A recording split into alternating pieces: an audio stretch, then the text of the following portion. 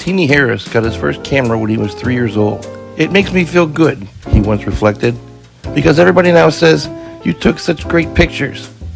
Well, I guess he had an eye for it.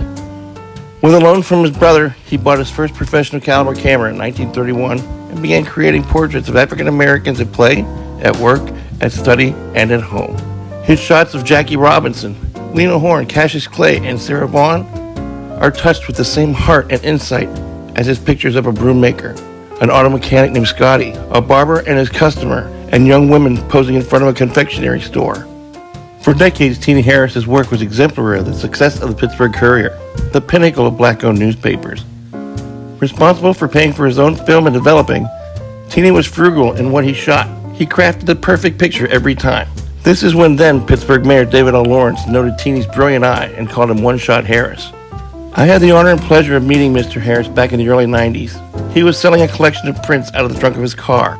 As I sifted through this amazing window through history, he would pause from his conversation with his friends to tell me with utter pride and crisp recollection the backstory of each and every photograph.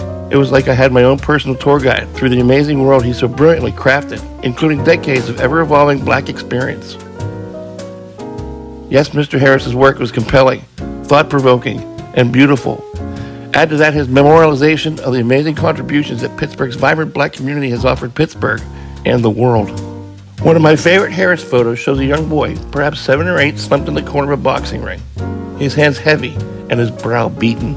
The boy looks into the camera and appears to smile as a single tear trickles down his cheek, in a perfect reflection of Harris's immense body of work, where life's beauty and wonder is sometimes shaded, but never stained, by the shadows of adversity. I'm Rob Schultz, inviting you to celebrate the life and art of Charles Teenie Harris.